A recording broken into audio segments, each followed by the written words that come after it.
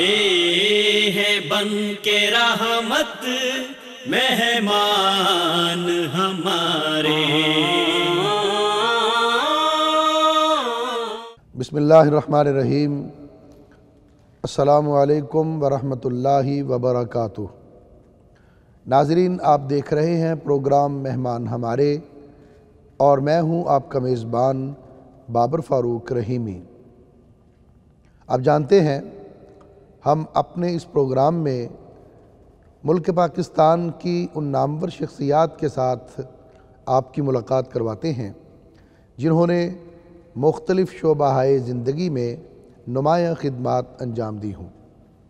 آج کے ہمارے اس پروگرام میں ہمارے ساتھ موجود ہیں عظیم سائنسدان، معروف ماہر تعلیم، وائس چانسلر یونیورسٹی آف جنگ، جناب ڈاکٹر شاہد منیر صاحب. آئیے آپ کی ان کے ساتھ ملاقات کرواتے ہیں. بہت شکریہ جناب ڈاکٹر صاحب، آپ پیغام ٹی وی کے ناظرین کے لیے آج خصوصی وقت نکال کے ہمارے اسٹوڈیو تشریف لائے. سب سے پہلے ہم اپنے ناظرین کے لیے جاننا چاہیں گے کہ آپ نے اپنی ابتدائی تعلیم کہاں سے حاصل کی؟ سب سے پہلے تو میں بڑا شکر گزار ہوں آپ کا جی اور پیغام ٹی وی کا کہ انہوں نے یہ موقع مجھے فراہم کیا کہ میں آپ سے اور ناظرین سے ہم کلام ہو سکوں. ابتدائی تعلیم کچھ اس طرح ہے کہ میرے والد محکمہ اریگیشن میں آفیسر تھے. جی اور ہر 2-3 سال بعد ان کی ٹرانسفر ہوا کرتی تھی. مثال کے طور پہ میری جو پہلا سکول تھا 4 سال کی عمر میں، جب میں پہلی جماعت میں داخل ہوا تو وہ گوجرا میں تھا. اچھا جی.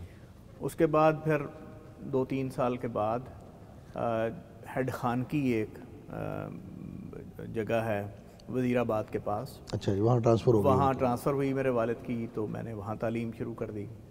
2-3 سال کے بعد پھر ان کی ٹرانسفر ہوئی ہیڈ ساگر، ایک حافظ آباد کے بعد ایک قصبہ ہے تو نہیں گاؤں ہے، جی ساگر کلاں. وہاں کے مڈل سکول میں داخل ہوا تو وہاں میں نے تعلیم حاصل کی کوئی 7ویں جماعت تک. اچھا جی. اور میں اس طریقے سے 6ٹھی جماعت تک فرسٹ آتا رہا اور 7ویں میں سیکنڈ تھا. پھر وہاں سے میرے والد کی ٹرانسفر ہوئی فیصل آباد ضلع میں خیر والا بنگلہ ایک جگہ ہے جس پہ قریب کوئی 5 میل دور ایک سکول تھا، چک نمبر 41 جیم بے. اس میں نے 2 سال تک تعلیم حاصل کی اور 5 میل سائیکل چلا کے کچی سڑکوں پہ میں جاتا اور 5 میل سائیکل چلا کے واپس آتا. تو یہ اس کے بعد پھر میرے والد کی ٹرانسفر ہوئی ہیڈ قادر آباد ضلع گجرانوالہ میں ایک بیراج ہے وہاں کالونی میں. تو وہاں علی پور چٹھا ہائی اسکول تھا جو میرے گھر سے کوئی 14-15 کلومیٹر تھا. تو بس میں وہاں جاتا اور یہاں واپس آتا. تو علی پور چٹھا کے علاوہ جتنے اسکولز میں گیا وہاں تعلیم کچھ اس طرح تھی کہ وہ اسکولز عام طور پہ 2-3 کمروں پہ مشتمل اسکول ہوا کرتے تھے. جی. اور وہاں 9ویں یا 10ویں کلاس بیٹھا کرتی تھی، ورنہ ٹالی کے درخت کے نیچے جی تختہ سیاہ رکھ کے ماسٹر صاحب کی کرسی رکھ کے تو تعلیم ہوا کرتی. ٹاٹ پہ بیٹھ کے؟ اچھا ٹاٹ نہیں تھے. اچھا جی. آپ کو میں دلچسپ چیز بتاؤں، ہم گھر سے ایک بوری لے کے جاتے تھے. اچھا جی. پٹسن کی بوری ہوا کرتی تھی جی جس میں گندم وغیرہ ڈالی. وہ ایک بوری ہر طالب علم اپنے ساتھ ایک بوری لاتا تھا. اچھا جی. اور ملیشیا کا یونیفارم اور ملیشیا کا بستہ جس کے اندر تھیلا، جی تھیلا، جس کے اندر ہماری تختی بھی ہوتی، سلیٹ بھی، قلم دوات، کتابیں، قلم دوات، اور اس کے ساتھ والدہ ایک کونے میں ایک پراٹھا اور آملیٹ بنا کے دیتی تھیں کہ آدھی چھٹی کے وقت اس کو کھانا. جی.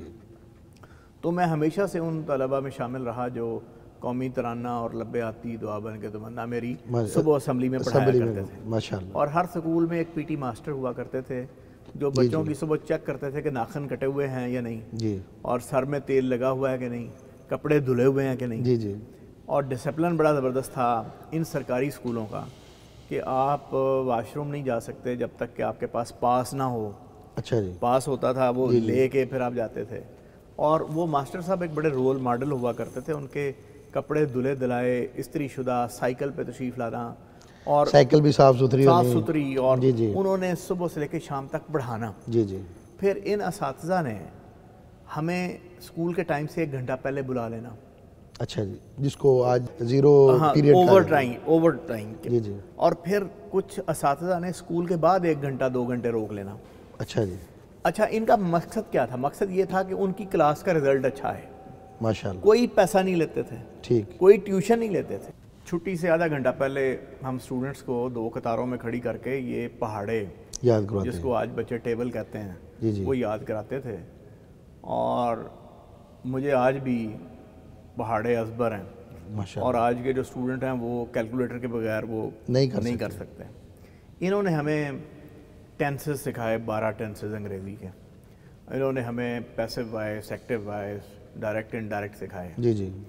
اور اتنے اچھے سکھائے کہ جب میں پی ایچ ڈی کے لیے انگلینڈ گیا تو مجھے انگریز اساتذہ نے کہا کہ آپ کی گرامر بڑی اچھی ہے.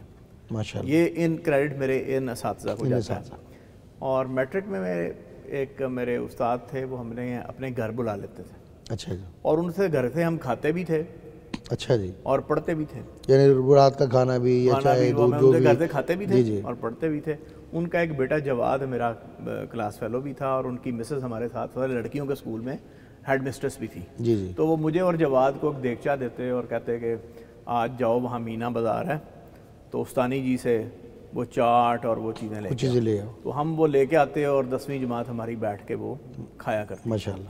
اور ایک استاد ہمارے تھے وہ علی پور چٹھا، ایک بڑا قدیم سٹی ہے، اس میں اس کا دروازہ بھی ہے جس طرح لاہور کے دروازے ہیں. جی جی. اس کے تھڑے پہ بیٹھ کے ایک استاد ہمیں میتھمیٹکس اسکول کے ٹائم کے بعد، بڑی بات، اور گرمیوں کی چھٹیوں میں اچھا جی، اور بلا لیتے تھے اور پڑھاتے تھے اور کوئی پیسہ نہیں لیتے تھے. جی جی. تو آپ دیکھیں کہ بغیر پیسے کے ان کا مقصد صرف ایک تھا کہ ہمارے شاگرد جو ہیں وہ ایگزام میں اچھا پرفارم کریں، کامیاب ہو جائیں، ان کے نمبر زیادہ ہیں. خیر والے بنگلے سے میں نے 8ویں جماعت کا امتحان فیصل آباد سائیکل پہ میں آیا. اچھا جی. اب یہ بنگلہ پینسرے سے آگے ہے. جی جی. تو آپ اندازہ کر لیں یہ کتنے کلومیٹر ہوگا، کوئی 20 کلومیٹر ہوگا. تو 20 کلومیٹر آنا سائیکل پہ اور 20 کلومیٹر جانا. تو یہ اور روزانہ 5 کلومیٹر سائیکل پہ اسکول جانا اور 5 کلومیٹر آنا اور کچی سڑکوں پہ. جی جی. تو اس طریقے سے ان حالات میں، اور 10ویں جماعت میں ہمیں بینچوں پہ بیٹھنا نصیب ہوا تھا. اور 6ٹھی جماعت میں ABC ہم نے سیکھی. لیکن میں نے یہ نتیجہ اس سے نکالا. اس کے بعد میں کالج میں گیا، یونیورسٹی میں گیا، A لیول اور O لیول کے بچوں کو میں نے کمپیٹ کیا. جی جی. میں نے یہ سیکھا زندگی میں کہ نظام تعلیم صرف 2 چیزوں پہ مشتمل ہے، ایک اچھا استاد اور ایک ایسا شاگرد جس کے اندر علم سے محبت ہو اور پیاس ہو، سیکھنے کا شوق، اور ایک اعلیٰ ترین استاد. جی. اگر وہ مل جائے تو آپ آکسفورڈ اور ہارورڈ کے اسٹوڈنٹس کو کمپیٹ کر سکتے ہیں. اس میں کوئی شک نہیں. اچھی بلڈنگیں، عمارتیں، ایئر کنڈیشنر، یہ چیزیں ثانوی حیثیت رکھتی ہیں. بالکل. بنیادی ایلیمنٹ ہے اچھا استاد. 10ویں کلاس میں جیسے اساتذہ ہمیں پڑھاتے تھے اور صرف ایک ہی مقصد تھا کہ ان کے جو اسٹوڈنٹس ہیں وہ ایگزام میں اچھا پرفارم کریں.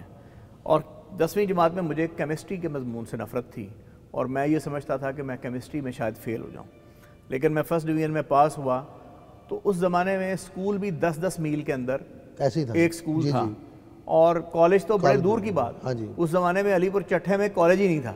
یعنی ضلع کے ہیڈ قادر آباد جہاں میرے والد کی پوسٹنگ تھی وہاں سے 15 کلومیٹر کے فاصلے پہ علی پور چٹھا. اور علی پور چٹھے میں بھی کوئی کالج نہیں تھا. کالج صرف ضلع گجرانوالہ میں، گجرانوالہ سٹی میں تھا. جی جی. یا پھر جا کے حافظ آباد میں تھا. تو وہاں میں گورنمنٹ کالج سیٹلائٹ ٹاؤن جو حافظ آباد اپنا گجرانوالہ کا ہے وہاں میرا داخلہ ہوا FSC کے لیے. اچھا جی.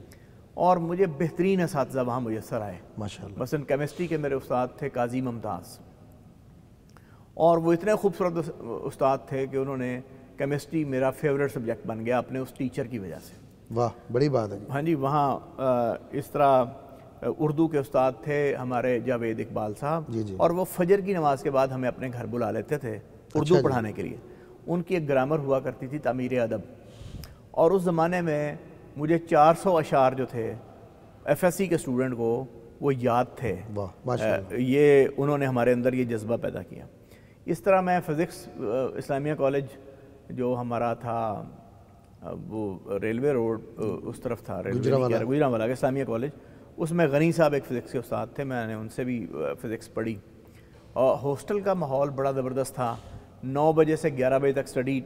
یعنی اس کے بعد پھر آپ ہاسٹل میں شفٹ ہو گئے؟ ہاسٹل میں شفٹ ہو گئے. اور ہاسٹل کا میں بتا رہا ہوں کہ اتنا زبردست کمپٹیشن تھا کہ اسٹوڈنٹس اپنے نوٹس چھپایا کرتے تھے ایک دوسرے سے. اچھا جی. ایک دوسرے کے ساتھ پڑھائی کی اتنی زبردست رقابت تھی اور کمپٹیشن تھا کہ پوری رات جو آپ کا روم میٹ ہوتا تھا وہ سونے کی ایکٹنگ کرتا تھا کہ میں سو رہا ہوں. جب آپ سو گئے تو اس نے اٹھ جانا ہے اور اٹھ کے وہ پڑھنا شروع کر دیتا کیونکہ وہ آپ کا رائیولر تھا, آپ کا کمپیٹیٹر تھا. تو اس ماحول میں میں نے ایف ایس سی کی اور ایف ایس سی میں میرے بڑے اچھے نمبر آئے اور انجینئرنگ یونیورسٹی میں میرا داخلہ ہوا اور پنجاب یونیورسٹی میں بھی داخلہ ہوا. ماشاءاللہ. اس زمانے میں انجینئرنگ یونیورسٹی کے اندر طلبہ تنظیموں کا تصادم بڑے زور پہ تھا. میرے والد میرا داخلہ کرانے گئے تو وہاں فائرنگ ہو رہی تھی اسلامی جمعیت طلبہ اور مسلم اسٹوڈنٹ فیڈریشن کے درمیان. اچھا جی. اس دن ہمارے سامنے ہوئی تو میرے والد نے کہا کہ آپ یہاں داخلہ نہیں لیں گے, آپ پنجاب یونیورسٹی کے institute of chemical engineering and technology میں داخلہ لیں. تو وہاں میرا داخلہ ہو گیا. وہاں پھر مجھے بڑی ٹاورنگ پرسنالٹیز ملیں اور یہ انسٹیٹیوٹ جو ہے یہ پاکستان میں واحد انسٹیٹیوٹ ہے جس یہاں سے کوئی 21 کے قریب جو اس کے الومنائے ہیں ان کو پرائیڈ آف پرفارمنس اور تمغہ امتیاز ملا. اور پاکستان کے نیوکلیئر پروگرام میں بھی یہاں کے لوگوں کی بڑی خدمات ہیں. اور یہاں MIT سے پڑھے ہوئے اساتذہ تھے, مغربی ممالک سے جنہوں نے PhDs کی تھیں ان سے. مثال کے طور پہ یہاں سید محمد نذیر رومانی صاحب سے مجھے پڑھنے کا موقع ملا جو بعد میں قائد اعظم یونیورسٹی کے وائس چانسلر بنے اور اس بہاؤالدین ذکریہ یونیورسٹی کے وائس چانسلر بنے. یہاں سے میں نے اصغر علی بٹ صاحب سے پڑھا, یہاں سے میں نے ظفر رشید صاحب سے پڑھا, یہاں سے میں نے عارف بٹ صاحب سے پڑھا جو بعد میں پنجاب یونیورسٹی کے وائس چانسلر بنے. یہاں سے میں نے شفقت نواز صاحب سے پڑھا. تو ایسے بڑے بڑے یہ نام ہیں جو میں آپ کو گنوا رہا ہوں جو بہت ہی عظیم شخصیات جن کو کہا جاتا ہے جو کہ علم کے پہاڑ تھے. تو انہوں نے ہمیں کیمیکل انجینئرنگ کی تعلیم دی اور کیمیکل انجینئرنگ کرنے کے بعد میں نے عملی زندگی میں as a chemical engineer Amco industries یہ شیخوپورہ روڈ پہ اس کو جوائن کیا. ماشاءاللہ. اگرچہ میرے پاس FFC کی بھی آفر موجود تھی لیکن وہ ماچھی گوڑ میں اس زمانے میں ہو رہی تھی. رزاق داؤد صاحب نے میرا انٹرویو کیا جو آج بھی گورنمنٹ کے ساتھ ہیں. تو انہوں نے میرا انٹرویو کیا تھا خود اور مجھے آفر دیا کہ آپ FFC جوائن کریں. تو میں ماچھی گوڑ چونکہ بہت دور تھا, پھر میرے والد مجھے لاہور سے باہر نہیں بھیجنا چاہتے تھے. تو یہاں بھی 19 کلومیٹر شیخوپورہ روڈ پہ صبح جاتے تھے شام آ جاتے تھے. تو یہاں میں نے کیمیکل انجینئر کے طور پہ جوائن کیا. پھر میں اسسٹنٹ مینیجر اور ڈپٹی مینیجر بنا. وہ 500 کے قریب جو فورمین تھے, انجینئرس تھے, وہ میرے انڈر کام کرتے رہے اور اسکلڈ ورکرز تھے. اور یہاں بڑا اچھا ہم نے پرفارم کیا, ان کے ایکسپورٹ ریونیوز کو بڑھایا. ان کے MD آج بھی میرا بڑا ریگارڈ کرتے ہیں, طارق رحمان صاحب, اور آج بھی میرا ان سے تعلق ہے. اور ان کے لوگوں سے جن لوگوں نے میرے ساتھ کام کیا آج بھی وہ میرے ساتھ رابطے میں. یہاں سے پھر میں 1 سال کے لیے میں نے مارکیٹنگ کیمیکلز کی ایک کمپنی میں ڈیفنس میں کچھ عرصہ 1 سال کے قریب جاب کی. پھر میں سروس انڈسٹری چلا گیا گجرات. جس کو چودھری احمد مختار دیکھ رہے تھے, یہ سروس شوز والے. تو یہاں کوئی 15 میں نے ایز اے پروڈکشن مینیجر وہاں کام کیا. وہاں جو ہے کوئی 1500 کے قریب سٹاف جو تھا وہ مجھے رپورٹ کرتا تھا. ماشاءاللہ. تو یہ سب میں کر رہا تھا. تو ایک دن میں نے ظہر کی نماز پڑھی تو میں نے سوچا کہ لوگ گاؤں سے اٹھتے ہیں اور وہ آتے ہیں لاہور, اور تم لاہور چھوڑ کے پیسوں کے لیے ادھر آ گئے ہو. تو یا تو تمہیں ہونا چاہیے امریکہ میں یا یورپ میں یا کینیڈا میں جہاں زندگی جو ہے وہ 100 سال آگے کی ہے, بڑے شہر میں جانا. تو جب تم اپنے گھر ہی چھوڑ آئے ہو تو تمہارے لیے گجرات بھی ایک پردیس ہے. اس زمانے میں 8 بجے کے بعد تو گجرات سے گاڑی کوئی نہیں نکلتی تھی, سنگل روٹ لی جاتی تھی. تو میں نے یہ تہیہ کر لیا کہ میں اب نوکری کروں گا تو یا لاہور کروں گا یا ملک سے باہر جاؤں. تو ہوا یہ کہ میں نے جہاں اپلائی کیا, اومرک گلاس ایک کمپنی ہے, اس میں مجھے انہوں نے جنرل مینیجر کی آفر دے دی. اچھا جی, ماشاءاللہ. تو بعد میں مجھے پتا چلا کہ ان کی فیکٹری تو پشاور ہے. تو میں نے ریفیوز کیا. میں نے انہیں کہا کہ میں تو گجرات سے لاہور آنا چاہتا ہوں, آپ مجھے پشاور بھیجنا چاہتے ہیں. اسی طرح ٹیوٹا ایک گورنمنٹ کی آرگنائزیشن ہے. میں انٹرویو دینے گیا تو انہوں نے مجھے کہا کہ آپ یا پنڈی زون سلیکٹ کر لیں ایز اے زونل مینیجر, یا ملتان زون لے لیں ایز اے زونل مینیجر. اور لیکن میں نے کہا کہ نہیں مجھے لاہور دیں، لاہور تو ہونا چاہیے، میں تو لاہور آنا چاہتا ہوں. تو انہوں نے کہا لاہور ہمارے پاس خالی نہیں ہے آپ، تو میں نے نہیں جوائن کیا. ان دا مین وائل یہ اخبار میں اشتہار آیا پنجاب یونیورسٹی میں، اور ان دنوں جنرل ارشد وائس چانسلر تھے. عام طور پر ہماری یونیورسٹیز میں جب کوئی جاب آتی ہے تو سال اس کے انٹرویو نہیں ہوتے. ایسے ہی ہے. تو جنرل ارشد کا زمانہ تھا، وہ بڑی کوئک اور کرتے تھے اور میرٹ کے اوپر تقرریاں کرتے تھے، سیاسی اثر و رسوخ کے بغیر، سفارشوں کے بغیر. تو ایک مہینے میں کال لیٹر آ گیا، میں انٹرویو دینے گیا، اور انٹرویو میں بڑے بڑے کیمیکل انجینئرز وہ لوگ آئے تھے جن کے پاس میں نے اپنے زمانہ طالب علمی میں ٹریننگ کی تھی. جیسے میں نے روپالی پولی ایسٹر میں کی تھی. تو بڑے سینئر لوگ، بڑا سینئر، وہ اس زمانے میں اسسٹنٹ مینیجر تھے. میں نے جن کے ایز اے اسٹوڈنٹ جن کے پاس ٹریننگ کی تھی وہ دیوان سلمان فائبر میں اس وقت ڈپٹی جنرل مینیجر تھے. تو ایسے لوگوں کی موجودگی میں وہ جاتے تھے، 10 منٹ باہر آ جاتے تھے.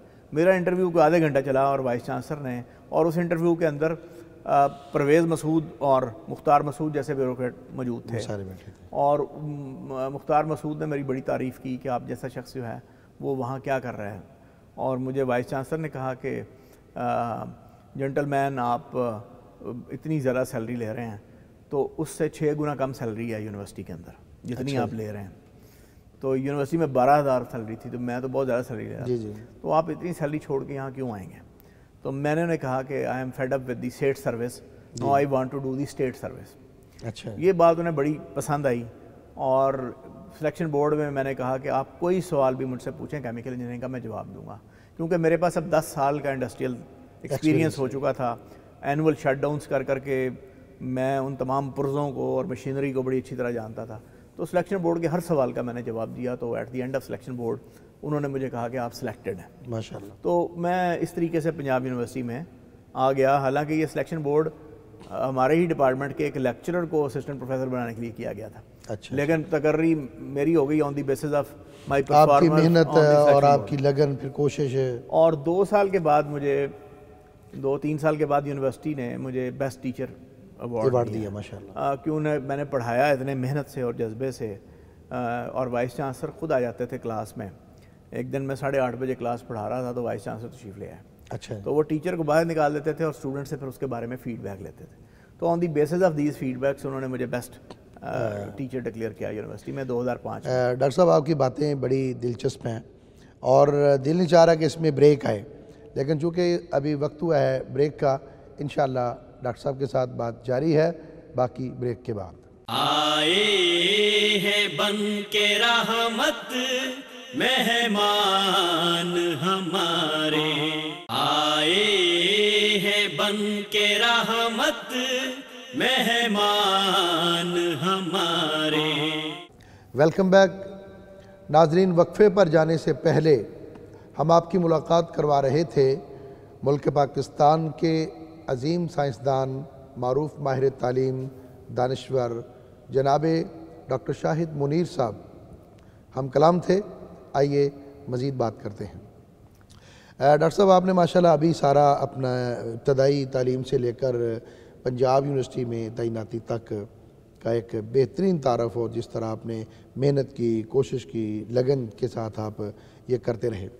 تو آپ نے ماشاءاللہ یہ بھی ایک بہت بڑی بات ہے کہ آپ آج استاد ہیں اور ایک سینئر استاد ہیں، بلکہ وائس چانسلر ہیں. تو آپ کو اب تک الحمدللہ اپنے سارے اساتذہ یاد ہیں، ورنہ لوگ بھول جاتے ہیں. اس زمانے میں کسی کو یاد نہیں ہے، حالانکہ لوگ گھروں میں آ کر پڑھاتے ہیں، لوگ ان کو بھی یاد نہیں رکھتے. لیکن جس طرح آپ نے اساتذہ کو یاد رکھا، یقیناً یہ بھی آپ کا ایک بہت بڑا پن ہے. اسی طرح آپ کے دوست بھی ہوں گے جنہوں نے آپ کے ساتھ پرائمری کیا، پھر مڈل کیا. ان میں کوئی ایسی نامور شخصیات جو کسی آپ کی طرح بڑے مرتبے پر، عہدے پر پہنچے ہوں؟ میرے بہت سے دوست ہیں. آپ حیران ہوں گے کہ جو میرے دوست اور میرے کلاس فیلوز ہیں وہ بہت ہی اچھی پوزیشنز پہ ہیں. میرے ایک کلاس فیلو ہیں جو ممبر آئل ہیں اوگرا میں. اچھا جی. زین قریشی، یہ میرے کلاس فیلو تھے. اور یہ میرے ایک ٹیچر تھے مظہر مقصود قریشی، ان کے صاحبزادے بھی ہیں.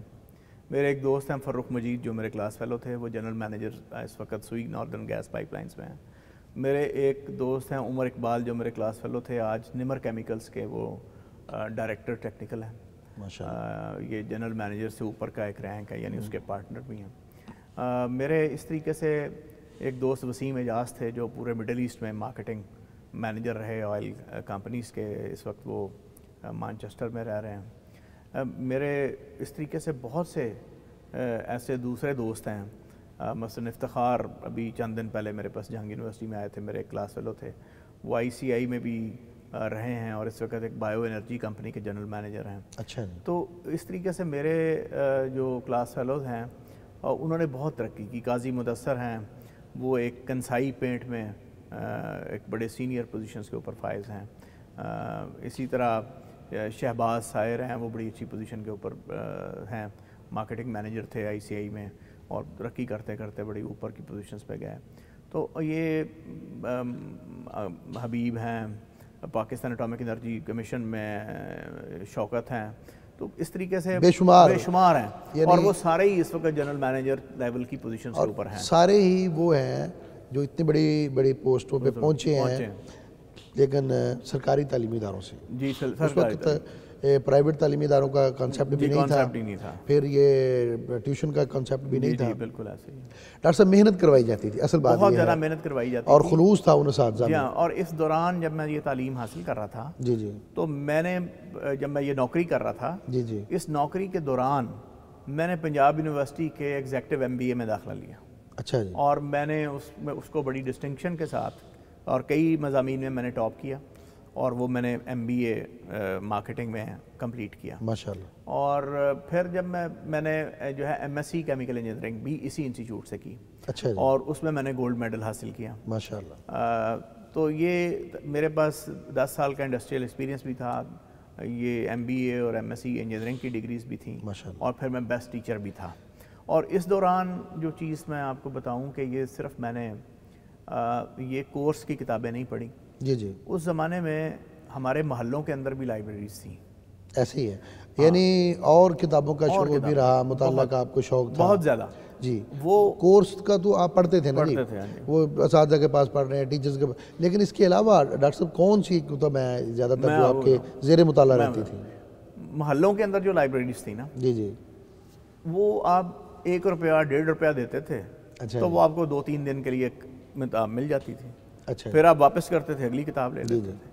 اس میں اس زمانے میں عمران سیریز ہوا کرتی تھی، ہاں جی، مظہر کلیم اور صفدر شاہین اور ابن صفی، اس کی سینکڑوں کتابیں، کوئی 400-500 کتابیں میں نے پڑھ چھوڑی ہوں گی۔ ماشاءاللہ۔ پھر سارے ناول، وہ عبداللہ حسین کے ناول ہوں، وہ قرۃ العین حیدر کے ناول ہوں، وہ رضیہ بٹ کے ناول ہوں، وہ سلمہ اوان کے ناول ہوں، یعنی ادب کے ساتھ بھی دلچسپی رہی ہے، جتنے بھی مستنصر حسین تارڑ کے سفر نامے ہوں، جی جی، وہ ہر وہ کتاب، ہم جو کتاب آتی ہم اس لائبریری والے کو کہتے ہیں کہ یار یہ منگوا دیں، جی، اور وہ ہم پڑھتے تھے اور کرائے پہ لے کے پڑھتے تھے۔ اس کے علاوہ یہ امریکن سینٹر گنگا رام کے پاس اور جو ہے برٹش کونسل، ان کی لائبریریز تھیں، اور شدید گرمی میں ان لائبریریز کے اندر ایئر کنڈیشنر بڑے زبردست تھے۔ اچھا، ان لائبریری سے جا کے ہم انگلش کی کتابیں، انگلش کے ناول، نینسی فرائیڈے کے ناول، دوسرے ناولز وہ پڑھتے تھے۔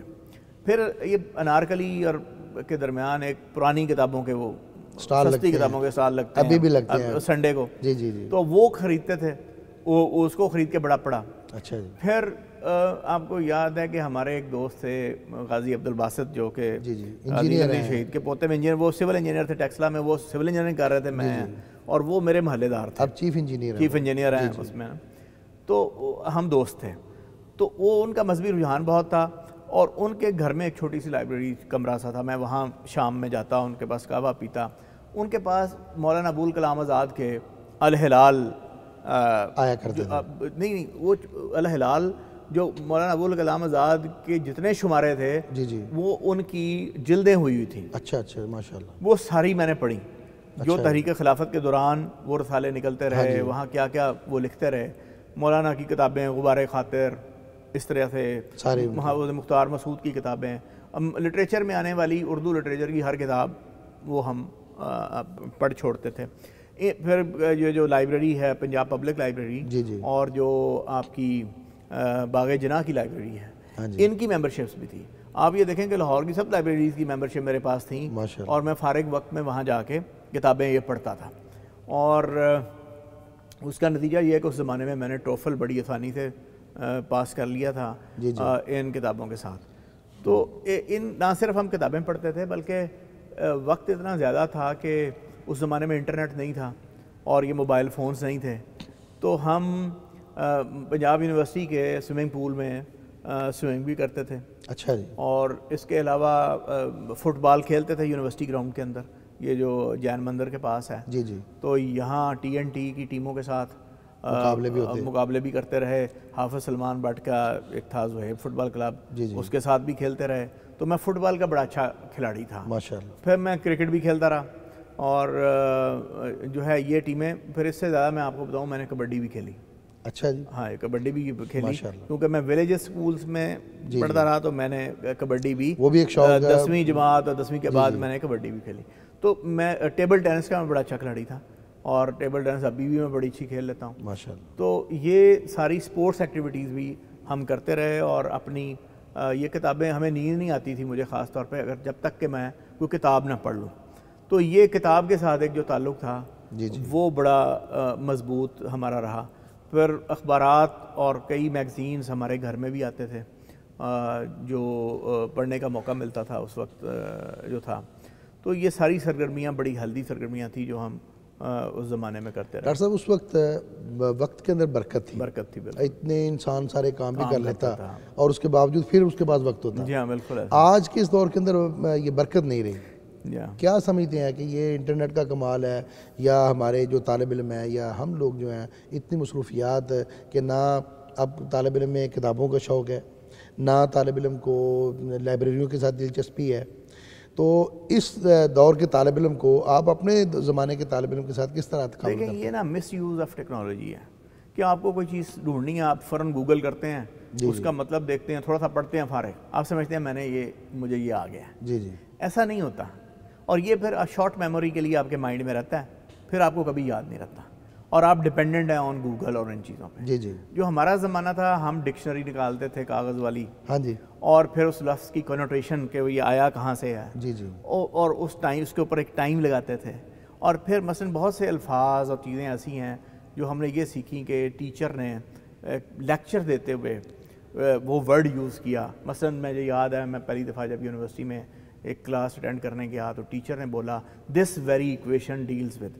اچھا، مجھے آج تک پتا تھا ویری کا مطلب تو ویری VERY ویری کا مطلب ہے کہ بہت زیادہ. جی جی. تو میں نے دیکھا کہ ویری کا کیا مطلب ہے. جب میں نے اس کو تلاش کیا تو مجھے پتہ چلا کہ دس اسپیسیفک ایکویشن، یہ مخصوص ایکویشن جو ہے نا. تو اس طرح وہ آج تک مجھے یاد ہے کہ اس ٹیچر سے یہ لفظ بولا تھا میں نے، اور آپ نے اس کو سیکھا. اس طرح کئی ایسے الفاظ ہیں. مثال کے طور پہ انگلینڈ میں ایک دفعہ چھٹیاں تھیں تو ایک سٹور کے اوپر چوکیدار کی نوکری کر رہا تھا. اچھا جی. تو چوکیدار کی نوکری کر رہا تھا. وہاں ایک سویپر خاتون تھی، اس کا نام تھا کرسٹین. تو میں نے اسے کہا کہ تم نا جب چھٹی آدھا گھنٹہ لنچ بریک آتی ہے تو تم مجھے انگریزی سکھاؤ گی. ان 8-10 دنوں کے لیے، میں چھٹیوں کے دنوں میں، جب یہ ونٹر ہوتی ہیں، کرسمس کی چھٹیاں. جی جی. تو اس نے کہا ٹھیک، میں تمہیں روز ایک لفظ سکھایا کروں. اس نے مجھے ایک لفظ سکھایا، میٹیکولس. اچھا جی. مجھے آج تک یاد ہے، میں اس لفظ کو، اس کی میننگ، اس سے مثالیں دے کے مجھے سمجھایا کہ میٹیکولس کا کیا مطلب ہے. کہ اپنی ہی طرح کا ایک اپنی یونیک قسم کا ایک بندہ جس کی اپنی کریکٹرسٹکس ہوں، اس کو ہم کہیں گے کہ یہ میٹیکولس کائنڈ آف پرسن ہے.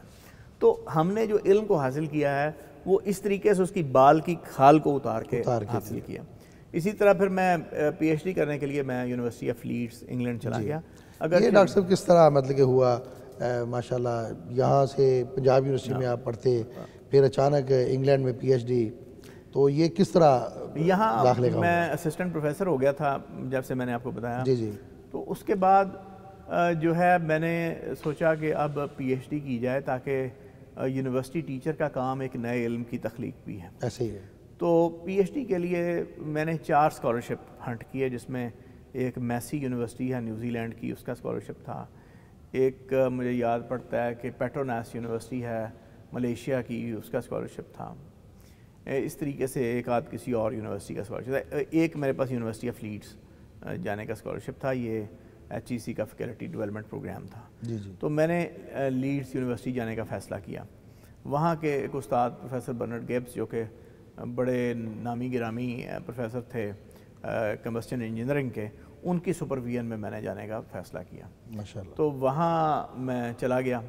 وہاں 2 سپروائزر میرے رہے، وہ مین تھے اور کو سپروائزر ولیم نیمو تھے، جو اب شیفیلڈ یونیورسٹی میں پروفیسر ہیں. تو جب میں وہاں گیا تو وہاں میں نے ان سے کہا کہ میں پاکستان کے ایشو پہ پی ایچ ڈی کرنا چاہتا ہوں. اچھا. عام طور پہ وہاں ہوتا یہ ہے کہ پروفیسر کو انڈسٹری فائنینس کرتی ہے اور پروفیسر ایک ایشو کے 3 ڈائمینشنز بنا لیتا ہے منیمم, اور اس کے مثلا ایک اسٹوڈنٹ آیا انڈیا سے تو اسے وہ کہے گا کہ تم ایکسپیریمنٹس کرو, تو ایکسپیریمنٹیشن کے اوپر اس کو پی ایچ ڈی دے دے گا. وہ اگر اس نے کوئی 150, 200, 300, 400 ایکسپیریمنٹ کیے ہیں تو اس کے اوپر اس کو پی ایچ ڈی دے دے گا. دوسرا اسٹوڈنٹ کو وہ کہے گا کہ میں تمہیں ایکسپیریمنٹل رزلٹ دوں گا. وہ اسٹوڈنٹ فرض کریں اٹلی سے ہے تو اسے وہ کہے گا کہ تم اس کی ماڈلنگ اور سیمولیشن کرو گے کمپیوٹر کے اوپر سافٹ ویئر کے ذریعے. اس کو ماڈلنگ اور سیمولیشن کے اوپر پی ایچ ڈی دے دے گا. وہ اسٹوڈنٹ کو نہیں پتا کہ یہ ڈیٹا کس کا ہے یا کیا ہے, کس اسٹوڈنٹ کا ڈیٹا. پھر ایک تیسرا اسٹوڈنٹ پاکستان سے جاتا ہے, اسے وہ کہے گا کہ تم اس کے انوائرمنٹل, اس پروجیکٹ کے انوائرمنٹل اسپیکٹس کے اوپر ریسرچ کرو تو میں تمہیں پی ایچ. اس طریقے سے وہ ایک ایشو کے اوپر 3 پی ایچ ڈیز کریٹ کرتا ہے. اور جو کرنے والے ہیں وہ اپنی اپنی بٹ کا نالج لے کے پی ایچ ڈی لے کے واپس چلے جاتے ہیں. تو میں نے جب انہیں کہا کہ میں نے پاکستان کے ایشو پہ پی ایچ ڈی کرنی ہے, اور پاکستان میں اس وقت ایشو کیا تھا, لوڈ شیڈنگ. اچھا. بجلی آ رہی تھی, بجلی جا رہی تھی, بجلی آ رہی تھی. اور مجھے یہ معلوم تھا کہ پاکستان امپورٹ کرتا ہے آئل کو, فرنس آئل کو, اور وہ بڑی مہنگی بجلی بنتی ہے. تو ہمیں کوئی سستی بجلی بنانی چاہیے, اور ڈیم بنانے کے لیے 12 سال چاہیے, اور بڑی ہیوج بنی چاہیے. تو اس وقت ابھی سولر ٹیکنالوجیز ڈیولپ نہیں تھیں.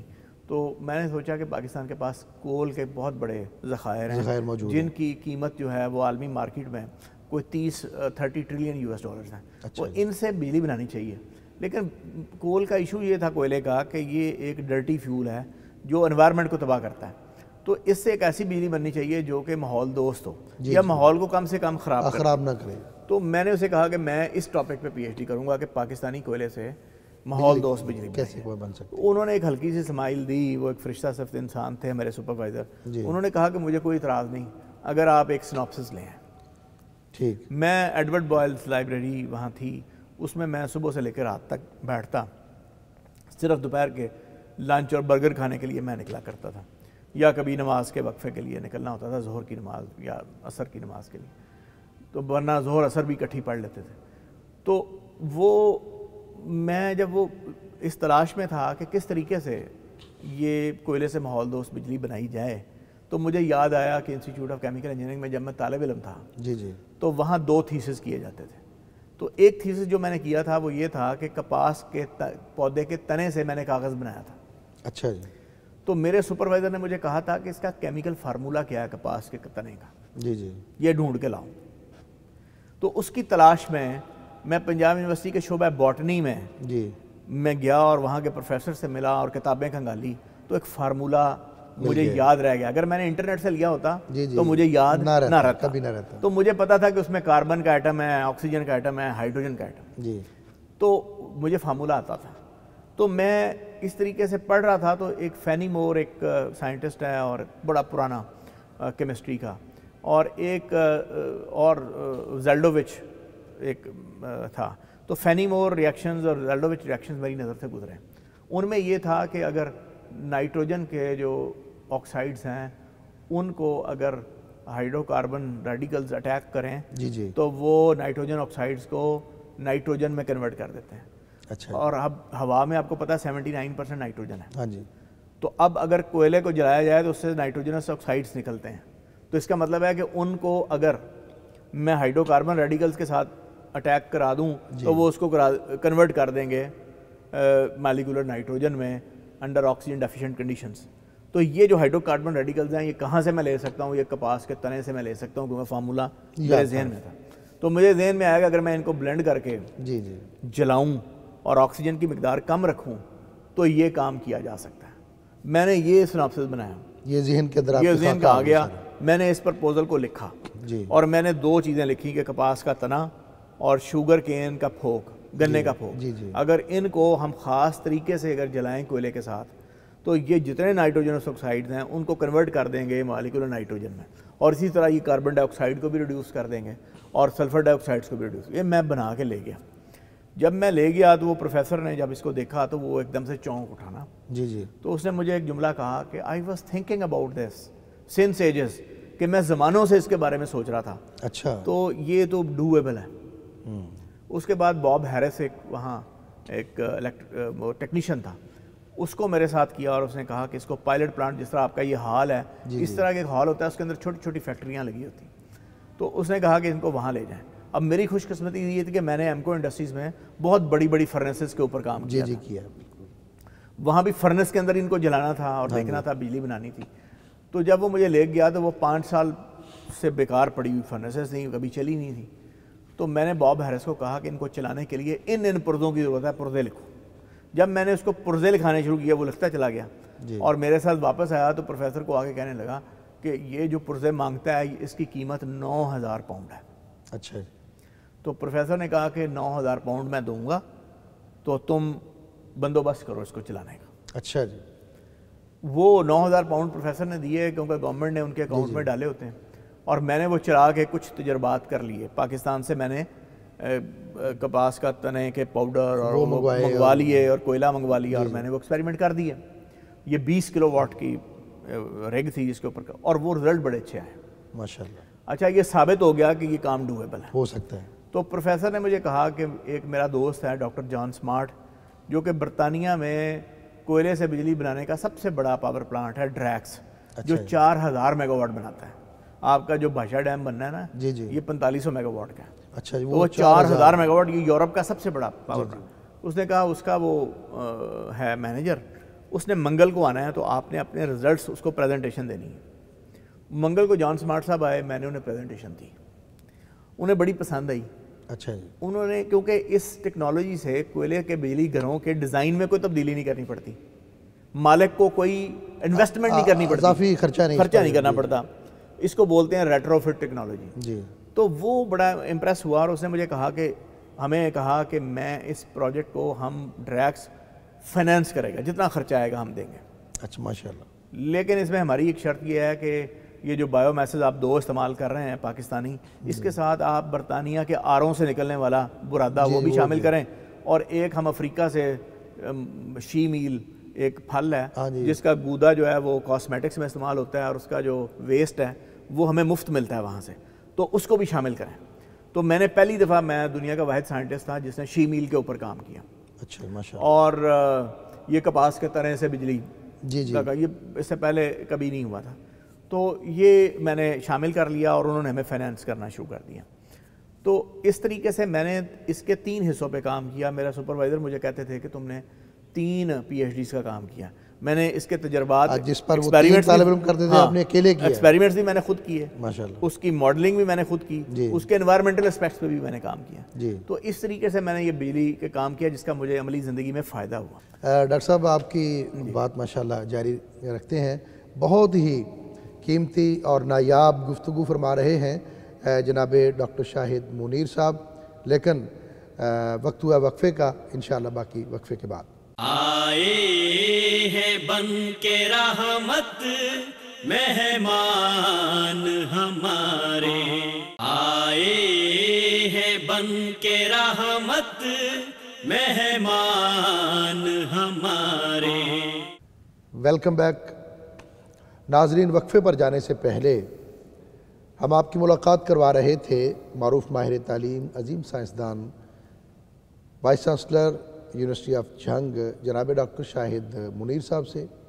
اپنے زندگی کے تجربات اور اپنی زندگی کی خوبصورت یادیں وہ ہمارے ساتھ شیئر کر رہے ہیں. آئیے مزید جانتے ہیں. جی ڈاکٹر صاحب, آپ نے پی ایچ ڈی وہاں پر انگلینڈ میں ماشاءاللہ مکمل کر لی. وہاں سے آپ کو بڑی بڑی آفرز آئیں, لیکن وطن کی محبت اور وطن کے لیے کام کرنے کی تڑپ آپ کو پاکستان لے آئی. تو پھر پاکستان میں آ کر کس طرح آپ نے پرفارم کیا؟ تو یہاں ایک اشتہار آیا اخبار میں, کوئی 100 سیٹیں اس میں پنجاب یونیورسٹی نے اناؤنس کی, جس میں 2 سیٹوں کے اوپر پروفیسر کے لیے میں نے اپلائی کیا. اچھا. ایک تھا professor of chemical process technology, اور دوسرا تھا پروفیسر آف کول ٹیکنالوجی. اور یہ جب آپ اپلائی کرتے ہیں تو آپ کا ریسرچ ورک جو ہے وہ 3 پروفیسرز کو باہر کے ملکوں میں بھیج دیا جاتا ہے. تو میرا کام بھی اس طرح 5-6 پروفیسرز کو باہر بھیج دیا گیا, کیونکہ میں نے 2 پوسٹوں کے اگینسٹ کی. اور میری ساری جب میں سلیکشن بورڈ میں گیا تو سلیکشن بورڈ کے تمام افراد مسکرا رہے تھے, ہنس رہے تھے. اچھا ماحول بڑا خوشگوار تھا. اس میں مختار مسعود صاحب پھر موجود تھے. جی. اچھا. اور میں جب بیٹھا تو مجھے کہنے لگے کہ ڈاکٹر صاحب آپ 10 سال انڈسٹری میں کیا کرتے رہے, آپ کو تو یہاں ہونا چاہیے تھا. میں کہ سر آپ جب میں کئی سال پہلے اسسٹنٹ پروفیسر کے لیے آیا تھا تب بھی آپ نے یہی بات کی تھی. جی. تو وہ انہوں نے میری بڑی تعریفیں کی اور مجھے کہا کہ آپ کی رپورٹس بہت ہی آؤٹ اسٹینڈنگ ہیں, آپ دونوں پوسٹوں کے اوپر پروفیسر ہیں, آپ چوز کر لیں کہ آپ نے کون سی پوزیشن, یہ آپ کی مرضی پر ہے. مرضی پہ. تو میں نے پھر انہوں نے کہا کہ میں کیمیکل پروسیس ٹیکنالوجی کا پروفیسر بنوں گا. تو انہوں نے کہا کیوں؟ میں نے کہا اس لیے ہے کہ پھر میں کول پہ ریسرچ کر سکتا ہوں اور کیمیکل پہ بھی کر سکتا ہوں. کام ہو سکتا ہے. لیکن اگر میں صرف کول میں چلا گیا تو پھر میں کیمیکل انجینئرنگ کے اوپر ریسرچ نہیں کر سکوں گا, صرف کول تک لمیٹڈ رہوں گا. انہوں نے کہا یہ بات بڑی ویلڈ ہے. تو میں اس طریقے سے میں پروفیسر ہوا. 1 سال بعد ہی پروفیسر ہونے کے 15 دن بعد مجھے وائس چانسلر صاحب نے بلایا اور وہ کہنے لگے کہ آپ نے اگرچہ کول ٹیکنالوجی کا پروفیسر شپ چوز نہیں کی, قبول نہیں کی, لیکن ہمارے پاس ایک چھوٹا سا ڈپارٹمنٹ ہے 2 کمروں کا, 2 کلاس رومز کا, تو اس کو ایک ریٹائرڈ پروفیسر ہیڈ کر رہے ہیں. آپ کی رپورٹس کول کی بہت ہی آؤٹ اسٹینڈنگ ہیں, تو میں یہ چاہتا ہوں کہ آپ اس کے ڈائریکٹر بنیں. اچھا. اور اس کو آپ اٹھائیں, اس کے اوپر کام کریں. تو میں نے وہ آفر ان کی قبول کی شکریہ کے ساتھ, اور میں Centre for Coal Technology Punjab University کا ڈائریکٹر بنا. اور تھوڑے عرصے کے بعد میں نے ایک PC1 بنایا, اور وہ PC1 بنا کے تو میں وائس چانسلر کے پاس لے گیا. وائس چانسلر صاحب نے مجھے کہا کہ اس کو دیکھا, اس کی کوالٹی کو دیکھا, اور انہوں نے کہا کہ آپ نا دوسرے ڈپارٹمنٹس کے لیے بھی بنائیں, الیکٹریکل انجینئرنگ کے لیے بنائیں, مین لائبریری کی ایک 3rd فلور کے لیے بنائیں, کلسٹر سینٹرز کے لیے بنائیں. تو میں نے اس طریقے سے ایک PC1 میرے ساتھ ایک اور پنجاب یونیورسٹی کے پروفیسر تھے کامران عابد, اس وقت وہ ایڈیشنل رجسٹرار تھے, وہ بھی شامل ہوئے. ہم نے کوئی 84 کروڑ روپے کا PC1 بنایا. ماشاءاللہ. اور وائس چانسلر نے یہ کہا اپنی ٹیم کو کہ یہ ڈاکٹر شاہد منیر ہی اس کو ہائر ایجوکیشن کمیشن میں پری CDWP میں ڈیفینڈ کریں گے, اور یہی پلاننگ کمیشن میں ڈیفینڈ کریں گے. اور میں نے ہی ڈیفینڈ کیا, اور یہ فنڈنگ ہم لے کے آئے. اور اس سینٹر فار کول ٹیکنالوجی کو ہم نے ایکسپینڈ کیا, اس کے اندر پائلٹ پلانٹس لگائے, کوئلے سے بجلی بنانے کی چھوٹی چھوٹی فیکٹریاں لگائیں, امریکن اکوپمنٹ انسٹال کیے بالکل جو یورپین یونیورسٹیز کے اسٹینڈرڈ کے مطابق تھا. الیکٹریکل انجینئرنگ کا ڈپارٹمنٹ بنا, لائبریری بنی, اور چیزیں بنی. اس کے بعد پھر میں نے ایک اور PC1 بنایا. اچھا. اور وہ 1 ارب روپے کا, جس میں 97 کروڑ 65 لاکھ یا 60 لاکھ کی رقم میں لے کے آیا. وہ میرا برین چائلڈ تھا, ماشاءاللہ میرا برین چائلڈ تھا. اور اس میں نے ایک اس کو کنورٹ کر دیا into institute of energy and environmental engineering. اس کے اندر سولر بھی ٹیکنالوجی بھی ہے, اس کے اندر ونڈ ٹیکنالوجی بھی ہے, اس کے اندر شیل آئل اینڈ ٹیکنالوجی بھی ہے, اس میں انرجی اکنامکس بھی ہے, اس میں انوائرمنٹل انجینئرنگ بھی ہے. وہ 9 پروگرامس ہیں. اور میں نے پاکستان میں وہ پروگرام لانچ کیے پنجاب یونیورسٹی کے اندر بھی جو اس سے پہلے پاکستان میں نہیں تھے. مثلا MPhil کول ٹیکنالوجی میں نے لانچ کیا, MSc energy and environmental engineering میں نے لانچ کی, جو پاکستان میں پہلے کبھی تھے ہی نہیں. یہ 9 بھی پاکستان میں موجود نہیں تھے. تو یہ میں اس کی ایک ڈیزائن بھی اپروو کرا کے اور فنڈنگ بھی اپروو کر کے میں دی. جب میں میری 7 سال میں اس کا ڈائریکٹر رہا, میں نے پاکستان کی 70 سے زائد انڈسٹریز کو فری آف کاسٹ کنسلٹنسی دی کہ وہ چھوٹے چھوٹے کوئلے کے بجلی گھر چائنا سے لے کے آئے, اور انڈسٹری چلتی رہی. ورنہ یہ حالات کچھ نہیں تھے. ٹیکسٹائل انڈسٹری کو میں نے دیا. پھر میں نے کول ٹیسٹنگ سروسز آفر کی, اور PCSIR اور SGS سے بہت سستی, 10 گنا سستی ہم دیتے تھے سروسز. پھر اس کے علاوہ جو کام ہم نے یہاں کیا وہ تھا کہ مجھے گورنمنٹ نے پنجاب پاور ڈیولپمنٹ بورڈ کا ممبر بنایا اس کی پینل آف ایکسپرٹس میں. تو پنجاب میں جتنے بھی کوئلے کے بجلی گھر لگنے تھے یا CPEC میں لگنے تھے, جیسے ساہیوال لگا, تو اس کی جو ٹیکنیکل ایڈوائزری تھی وہ میں تھا, اور جو اس کی فیزیبلٹی اسٹڈیز کی ٹیکنیکل آڈیٹنگ تھی وہ میں کرتا تھا. تو اس طریقے سے میں نے اس میں اندر اپنا رول پلے کیا کہ ایک اچھی ٹیکنالوجی پاکستان میں آئے, اور پاکستان کو سستی بجلی بنے, اور جو فورن کنسلٹنٹ ہیں یا کمپنیز ہیں وہ گورنمنٹ کو بیوقوف نہ بنا پائیں. تو اس میں ہم نے اپنا رول بھرپور طریقے سے ادا کیا. اس کے علاوہ جو آپ کے گریڈ 20 سے 21 میں جاتے ہیں جو CSS آفیسرز, ان کے لیے نیپا میں مجھے ٹریننگ کے لیے بلایا جانے لگا کہ اس میں ان کی ٹریننگ کرتا ہوں پاکستان انرجی پالیسی اسٹریٹجی. اس کے علاوہ اس زمانے میں پھر ڈاکٹر سمر مبارک مند تھر میں ایک انڈر گراؤنڈ کول گیسیفیکیشن پروجیکٹ چلا رہے تھے, اور میں چونکہ میرا سبجیکٹ تھا تو میں نے یہ دیکھا کہ اس کے اندر نہ تو میس بیلنس, نہ انرجی بیلنس, نہ ہائیڈرو ڈائنامکس, نہ ہیٹ اینڈ ماس ٹرانسفر, کچھ اسٹڈیز نہیں کی گئیں, اور یہ تو ایک ٹامک ٹوئیاں ہیں, اور دنیا 100 سال سے اس ٹیکنالوجی کے اوپر لگی ہے, اور ہمیشہ یہ ایکسپیریمنٹس فیل ہوئے ہیں. اور تھر کی جو جیولوجی تھی, جیولوجیکل اسٹرکچر تھا, وہ جب میں نے دیکھا تو میں نے کہا کہ یہ تو ممکن ہی نہیں ہے کہ یہ بن سکے. تھر کے کوئلے کے اندر 45% تو موئسچر کنٹینٹ تھا, پانی تھا, تو اوپر سے ہم ایئر دے رہے تھے جس کے اندر 79% نائٹروجن تھی.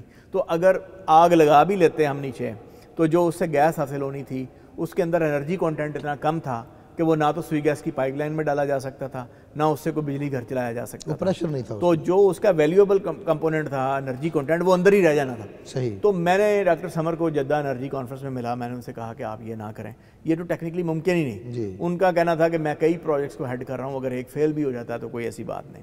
تو میرا ان سے کہنا تھا کہ یہ قوم کے ساتھ ایک فراڈ ہے اور ایک دھوکہ ہے جو آپ دے رہے ہیں, اور آپ غلط خواب دکھا رہے ہیں اور پاکستان کا وقت اور پیسے ضائع کر رہے ہیں.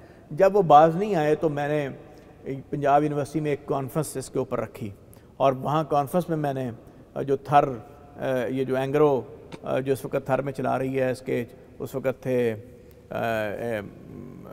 چیف ایگزیکٹو شمس الدین شیخ, ان کو بھی انوائٹ کیا. وہاں میں نے یہ کھول کے رکھ دیا کہ یہ ممکن نہیں ہے, یہ بالکل ایک فراڈ ہے, ثابت کیا کہ یہ نہیں ہو سکتا. پھر میں نے برطانیہ میں اپنی یونیورسٹی آف لیڈز میں ایک کانفرنس جو ہے برٹش کونسل اور ہائر ایجوکیشن کمیشن کے تعاون سے وہاں منعقد کی. یہاں سے 44 سائنسدان پاکستان سے گئے, وہاں پہ بھی میں نے یہ ثابت کیا کہ یہ ممکن نہیں ہے. اس کا ایک ہی طریقہ ہے کہ کوئلے کو باہر نکالا جائے, اوپن پٹ مائننگ کر کے پھر بجلی بنائی جائے. اس طریقے سے پھر پلاننگ کمیشن نے اس کا نوٹس لیا اور ان کی فنڈنگ بند کی گئی. اور جو ٹیکنالوجی میں نے سجیسٹ کی تھی, میں نے نیشن اخبار میں, نیوز اخبار میں, نوائے وقت میں, جنگ میں بڑے بڑے کالمز میرے چھپتے رہے, اور میں نے سمر مبارک مند کو ایکسپوز کرنا شروع کر دیا اور یہ چیلنج دینا شروع کر دیا کہ یہ بالکل ممکن نہیں ہے. تو وہ لوگ جو شروع میں یہ بات مانتے نہیں تھے آہستہ آہستہ کنونس ہوئے, اور پھر حتیٰ کہ سپریم کورٹ نے بھی اس کا نوٹس لیا, اور وہ پروجیکٹ ان کا رکا, اور پاکستان اس رکنے کے بعد صحیح راستے پہ آیا. میری تجویز کردہ ٹیکنالوجی کے اوپر آج وہاں سے کوئلہ نکل بھی رہا ہے اور بجلی بھی بن رہی ہے. تو یہ ایز اے اور پھر قوم کا اربوں روپیہ بچا. پھر میں 2014 میں مجھے وائس چانسلر نے پھر بلایا, اور انہوں نے مجھے کہا کہ میں آپ کو کنٹرولر ایگزامینیشن پنجاب یونیورسٹی کا بنانا چاہتا ہوں. اور آپ کو پتہ ہے کنٹرولر ایگزامینیشن پنجاب یونیورسٹی ایک سال میں 400 سے زائد امتحانات, مختلف ملکوں میں امتحانات, 5 لاکھ سے زائد اسٹوڈنٹس کے امتحانات. اور میں نے انہیں کہا کہ میں تو ایک سائنٹسٹ ہوں, اور میں یہاں ایک بہت بڑے انرجی انسٹیٹیوٹ اور انرجی انوائرمنٹل انسٹیٹیوٹ اس کے لیے کام کر رہا ہوں, تو یہ میرے مزاج کے مطابق نہیں. انہوں نے کہا کہ بات سنو, یہ جو سیٹ ہے نا, یہ ایک بہت ڈیڈلی آنیسٹ بندے کا تقاضا کرتی ہے. بے شک. اور جب تک میں وائس چانسلر ہوں تم اس کام کو کرو گے, اور تم ساتھ ساتھ ڈائریکٹر بھی اس کے انرجی کے بھی رہو گے, اور یہ بھی کرو گے, اور تم کر سکتے ہو, تم کر سکتے ہو, اور میں کسی بے ایمان آدمی کو اس کے اوپر اپوائنٹ نہیں کروں گا. بڑی بات کہی. اور یہ ان کا اعتماد تھا, مجھے یہ قبول کرنی پڑی. تو 4 سال تک میں نے کنٹرول ایگزامینیشن رہا, اور کبھی ایک پیپر بھی اس میں کبھی لیک نہیں ہوا, کوئی سکینڈل نہیں ہوا, کوئی لیک نہیں ہوا. سسٹمز دیے, 1 ونڈو آپریشنز دیے, اس کو ریفارمز دی. آپ نے اس شعبے کو بھی سائنسی طریقے سے بنایا, بی اے کو سپلٹ کیا 2 پارٹس کے اندر. تو اور جو بی ایس پروگرام ہے پہلی دفعہ 23 کالجز کے اندر اس کو نافذ کیا. تو یہ اچھے کام ہم سے ہوئے جو میں نے سیکھا اور کام کیا. پنجاب یونیورسٹی میں میں کوئی 74 کے قریب کمیٹیز کا ممبر تھا, جس میں سے 24 کمیٹیز کا میں چیئرمین تھا. ماشاءاللہ. اور وہ بڑی کروشل کمیٹیز تھیں, اس کی بجٹ کی کمیٹی ہو, ریشنلائزیشن کی کمیٹی ہو, ایپلیٹ کمیٹی ہو, قابلیت کی بنیاد پر ہر کمیٹی میں ان کو اور پھر board of studies, board of faculties, academic councils, advance study and research board, ان ساروں میں وہ میں تھا. اس تجربے کا مجھے بڑا زبردست فائدہ تھا, اور اس کی بنیاد پہ پھر مجھے یہ یونیورسٹی آف جہانگ کے وائس چانسلر کی اپوائنٹمنٹ دی گئی, کیونکہ پنجاب یونیورسٹی میں تقریباً 2 ارب روپے کی فنڈنگ میں لا چکا تھا, کئی ریسرچ پروجیکٹس میں کر چکا تھا, اور انفراسٹرکچر ڈیولپمنٹ کی کر چکا تھا. اور اب جب آپ ڈاکٹر صاحب یونیورسٹی آف جھنگ میں وائس چانسلر ماشاءاللہ پھر تعینات ہوئے، یہ اس کے پیچھے ایک بہت بڑی بیک گراؤنڈ ہے، آپ کی قابلیت ہے، محنت ہے، جانفشانی ہے، سارا کچھ. تو اب یونیورسٹی آف جھنگ اس وقت میں یہ سمجھتا ہوں کہ اس کی بالکل آپ نے بنیادوں سے اس کو کھڑا کیا، اور پھر وہاں سے جس طرح پنجاب یونیورسٹی کے کئی ڈپارٹمنٹ آپ نے قائم کیے، تو وہاں پوری یونیورسٹی کو کس طرح پھر آپ نے دیکھیں یہ بڑی ایک دلچسپ چیز ہے اور کیس اسٹڈی ہے. جب مجھے وہاں لگایا گیا تو میں I was a single employee of that university. اچھا یعنی میں اس کا پہلا جی باقاعدہ ملازم تھا اور واحد تھا، میں اور کوئی تھا ہی نہیں. اچھا جی. تو مجھ سے پہلے یہ 2015 میں اس کا ایکٹ پاس ہوا تھا، اور یہاں ایک مومن علی آغا ایک کمشنر فیصل آباد تھے، ان کے پاس اس کا چارج رہا. جی پھر اس کا چارج جو ہے وہ ڈاکٹر محمد علی جو قائد اعظم یونیورسٹی کے وائس چانسلر ہیں، یہ اس وقت گورنمنٹ کالج یونیورسٹی فیصل آباد کے وائس چانسلر تھے. 6 مہینے تک ان کے پاس چارج رہا، لیکن وہ وہاں کوئی کام کر نہیں سکے یا وہاں کوئی کام ہو نہیں سکا. وہاں مجھے بتایا گیا کہ جی یہ ایک جھنگ کا سب سے پور انفراسٹرکچر کا جو کالج ہے، جھنگ کے سارے لوگ جانتے ہیں، سب سے ویک کالج جو تھا وہ غزالی ڈگری کالج تھا.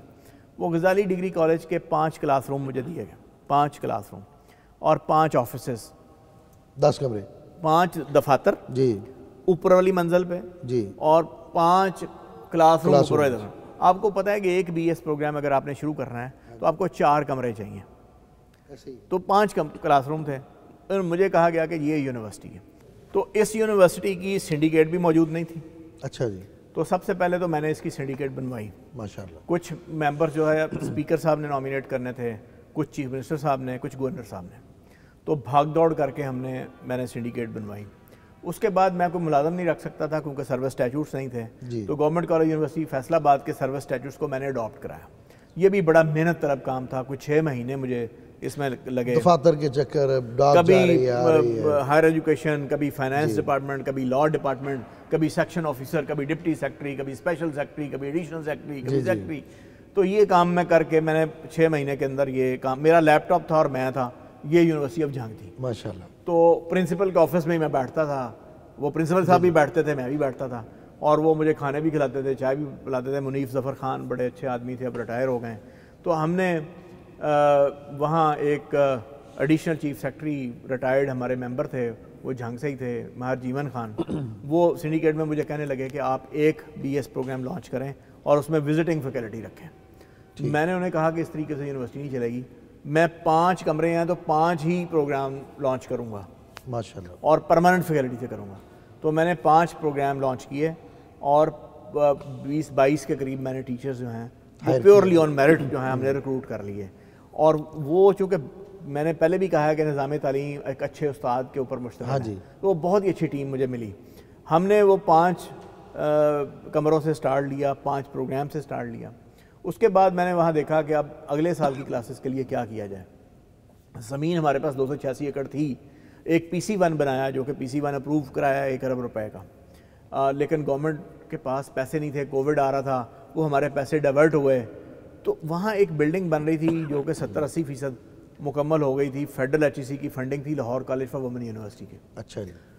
اس بلڈنگ، اگر وہ بلڈنگ ہمیں مل جاتی، وہ ہمارے ساتھ مرج کر دی جاتی، تو یہ یونیورسٹی فوری طور پہ اپنا سفر آگے کو بڑھا سکتی. جی.